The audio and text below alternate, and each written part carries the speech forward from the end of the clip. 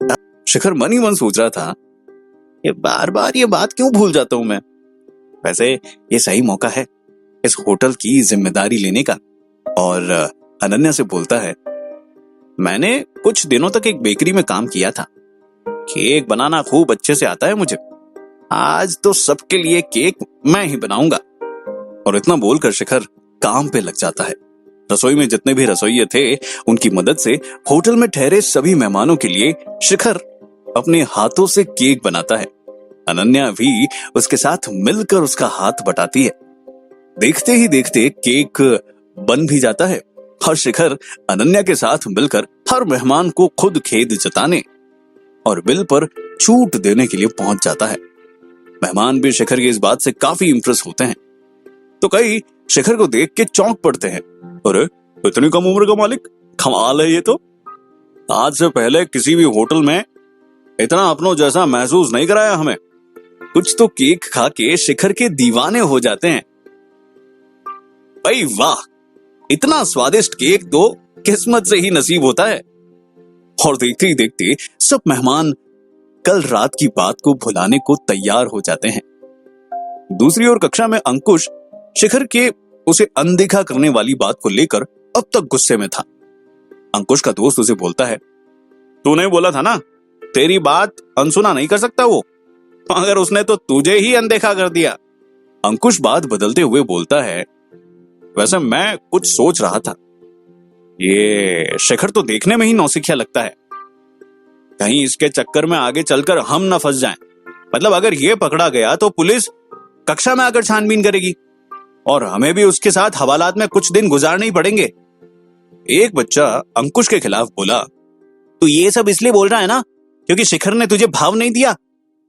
तो दूसरा अंकुश के पक्ष में बोलता है, मुझे भी अंकुश की बात सही लग रही है और साफ बात, मैं तो हवालात जाने से डरता हूं। और तुरंत बाकी सब बच्चे भी राजी हो गए कि शिखर का कुछ करना होगा इससे पहले कि हम फंस जाए इस चक्कर में। कॉलेज से निकलकर अंकुश अपने पापा के दोस्त पुलिस, जो कि एक एसपी है, उनसे मिलने जाते हैं और शिखर के बारे में सारी बातें बताते हैं। एसपी आश्वासन देते हुए उन्हें बोलता है, शहर में इन जैसे लोगों की वजह से ही गंजेड़ियों की तादाद बढ़ती जा रही है। तुम बस देखो कैसे उसके बॉस के बारे में पूरी जानकारी निकालकर पूरे सरगना को दबोचते हैं हम। अंकुश एसपी की ये बातें सुनकर मुस्कुराते हुए सोचता है, अब देखता हूं शिखर के बच्चे को मुझसे बढ़ने का अंजाम। क्या हम अकेले में कहीं जा सकते हैं? वो दरअसल मुझे कुछ बताना था तुम्हें। शिखर अनन्या को बोलता है। कौन सी बात? अनन्या ने पूछा। शिखर बोला, साथ चलो तो सरप्राइज है। अनन्या ने जैसे ही हामी भरी, शिखर उसे अपने साथ फिर से रसोई में ले जाता है और थोड़ी देर आंखें बंद करने को बोलता है। अब आंख खोलो। शिखर की ये बात सुनकर अनन्या जैसे ही आंखें खोलती है, सामने जो है उसे देखकर उसके चेहरे पे एक मुस्कान आ जाती है और हैरान होकर पूछती है, ये कहां से आया? शिखर अपने लाल चेहरे के साथ अनन्या के सामने एक छोटा सा केक लेकर खड़ा था और बोला, मेहमानों के लिए केक बनाते वक्त मैंने एक छोटा सा केक तुम्हारे लिए भी बनाया था। आखिर तुमने जो मेरी मदद की है उसके लिए तुम्हारा शुक्रिया भी तो अदा करना था। अनन्या मुस्कुराते हुए बोली, हाउ स्वीट। मैं तो कब से ये सोच रही थी कि तुम्हें कहीं बुरा ना लगे कि मैं इन सब मामलों में दखलंदाजी कर रही हूँ। वो बचपन से ही यहीं पली बड़ी हूं ना मैं, तो इस जगह से अलग ही लगाव है मुझे। शिखर अनन्या की बात काटते हुए बोलता है, तुमने जो भी किया सही किया। अगर तुम ना होती तो न जाने सब इतने अच्छे से मैं संभाल भी पाता या फिर नहीं। इतना बोलते हुए अनन्या अपने दोनों हाथों से केक खा रही थी, तभी उसके बाल चेहरे पे आ रहे थे। शिखर अनन्या के करीब आते हुए उसके चेहरे से बाल हटाता है और कुछ पल के लिए सब कुछ भुलाकर दोनों बस एक दूसरे की आंखों में ही देखते रहते हैं। अनन्या हिचकिचाते हुए बोलती है, अगर बुरा ना मानो तो एक बात पूछूं? तुम इसी कपड़े में क्यों घूमते रहते हो हमेशा? अब होटल के मालिक बन चुके हो तुम, और अगर होटल का मालिक अगर ऐसे कपड़े पहनेगा तो लोग होटल के बारे में क्या सोचेंगे? शिखर बोला, आरामदायी कपड़े हैं ये, इसलिए यही पहने रखता हूं हमेशा। मगर तुम्हारी बात भी सही है, कम से कम यहाँ के मेहमानों के आगे तो मुझे ढंग के कपड़े पहनने चाहिए। होटल की खातिर? अनन्या बोली, यहीं पास में एक मॉल है, मगर अभी कुछ नहीं कर रहे तो चलो मेरे साथ, शॉपिंग करते हैं। शिखर को भी ये ख्याल पसंद आता है, मगर उसकी नजर जैसे ही घड़ी पर पड़ती है वो उठ खड़ा होता है। कॉलेज खत्म होने का समय होने वाला था और कल आए संदेश के मुताबिक शिखर को कॉलेज के बाहर मिलना था उनसे, इन पैसों के पीछे का राज जानने के लिए। शिखर बिना समय बर्बाद किए अनन्या से माफी मांगता है और वहां से रवाना हो जाता है अपने कॉलेज के लिए। अंकुश और दोस्त इंतजार कर रहे होते हैं कब उसके एसपी अंकल की तरफ से शिखर के खिलाफ कार्रवाई शुरू करने की खबर आएगी। अंकुश फोन करने की भी कोशिश करता है एसपी को, मगर उसका फोन काटकर एसपी उसे एक संदेश भेजते हैं कि अभी मैं मीटिंग में हूं, बाद में बात करता हूं। अंकुश ने मन ही मन सोचा, अब तक तो कोई कार्रवाई शुरू कर देनी चाहिए थी शिखर के खिलाफ। क्या हो गया? अंकुश डींगे मारते हुए बोलने लगता है, एसपी अंकल ने बोला है ना तो करके दिखाएंगे, पूरा भरोसा है मुझे उन पर। इससे पहले भी इस शहर के सबसे बड़े नशे के सरगना को उन्होंने अकेले ही पकड़वाया था। तभी अंकुश का फोन बजने लगता है। फोन पे उसके एसपी अंकल का ही नाम होता है। अंकुश तुरंत फोन उठाता है और दूसरी ओर से एक डरी हुई आवाज में एसपी बोलता है, मैंने शिखर के बारे में पता लगाने की कोशिश की, मेरी मानो तो शिखर को तुम सब अकेला छोड़ दो। उसके पीछे किसी बहुत बड़े इंसान का हाथ है, वो बहुत खतरनाक लोग हैं, उनसे जितना दूर रहो तुम उतना ही अच्छा है। और अचानक से फोन काट देते हैं उसके एसपी अंकल। अंकुश और बाकी दोस्त ये सुन के हैरान हो जाते हैं, ऐसा कौन है शिखर के पीछे कि एसपी चाचा ने भी उसके खिलाफ कार्रवाई करने से मना कर दिया। तभी शिखर कॉलेज के एंट्रेंस के पास पहुंचता है और शिखर को देखकर मानो सब कांप उठते हैं। सब तुरंत बिना कुछ बोले वहां से निकलने लगते हैं, कहीं लेने के देने ना पड़ जाए हम पे। अंकुश मगर पीछे नहीं हटता, सोचता है इसका पीछा करता हूं, आखिर मैं भी तो देखूं कौन है वो इंसान जिसका हाथ है इसके सर पे। शिखर कॉलेज के बाहर खड़ा बेसब्री से इंतजार कर रहा था और उसके पीछे छुपकर खड़ा अंकुश उसी ओर देखे जा रहा था। तभी एक बड़ी सी मर्सिडीज गाड़ी आती है, जिसे देखकर सब हैरान हो जाते हैं। आखिर ये गाड़ी किसकी हो सकती है? हमारे कॉलेज में इतना अमीर कौन है जो मर्सिडीज में घूमे?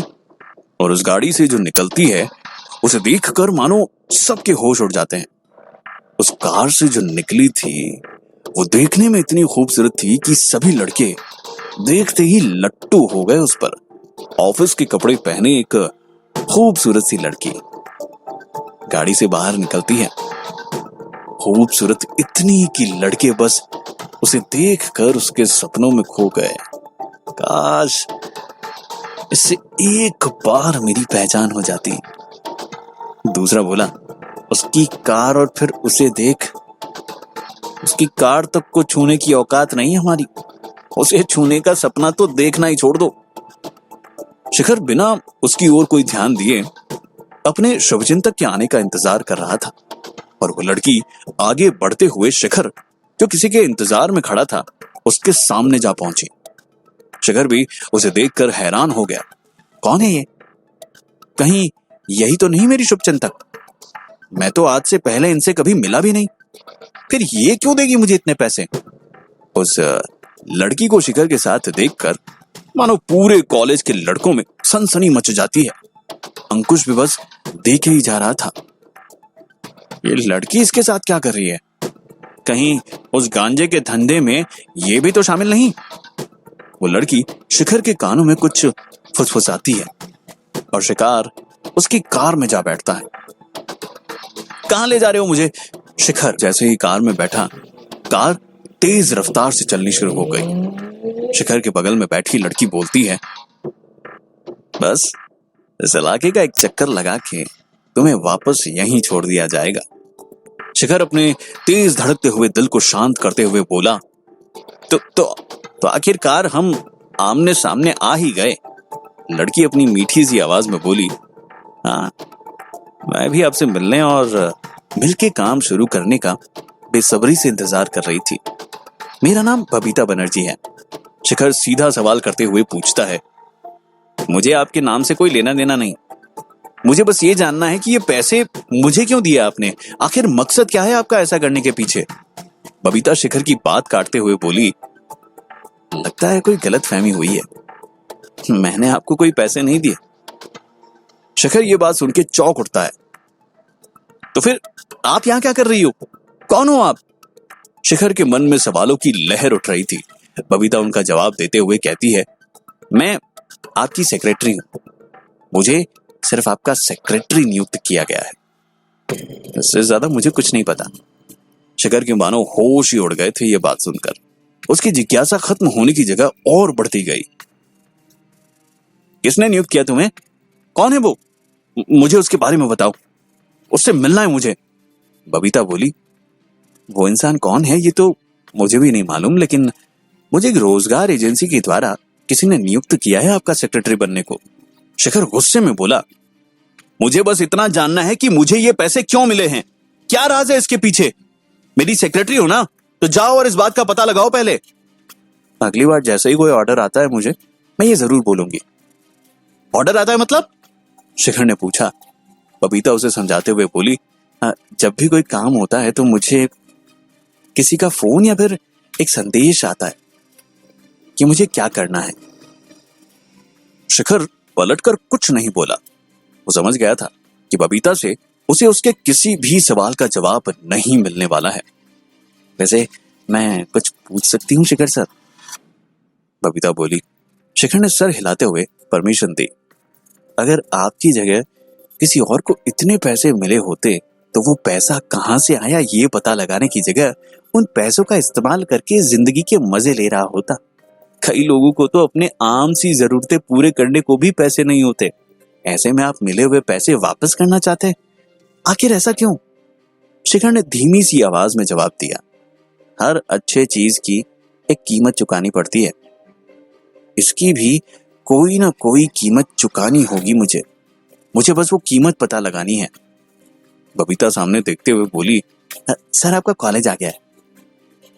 आज अनन्या को सारी बातें बता ही दूंगा।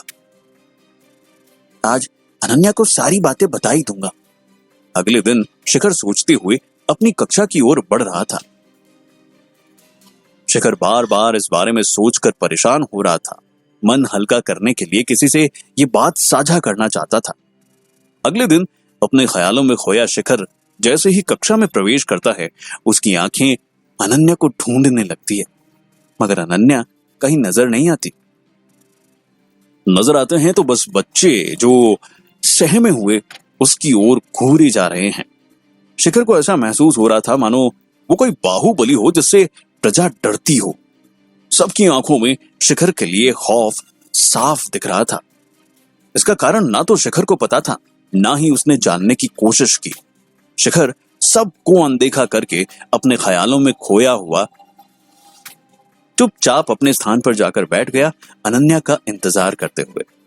एक विषय खत्म हो गया मगर अनन्या अब तक दिखने को नहीं आई।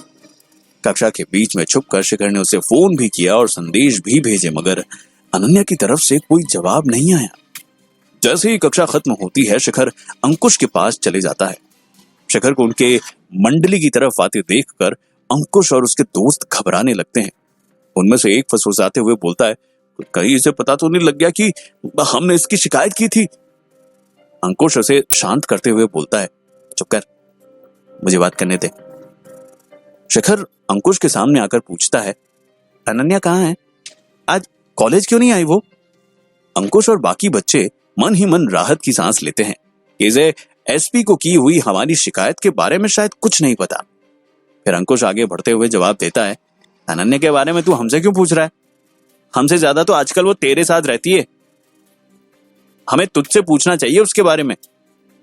शिखर समझ जाता है कि यहां से कुछ पता नहीं लगने वाला और बिना कुछ बोले ही मुड़ के जाने लगता है। उसे जाता देखकर अंकुश भी एक सवाल उसकी ओर फेंकता है।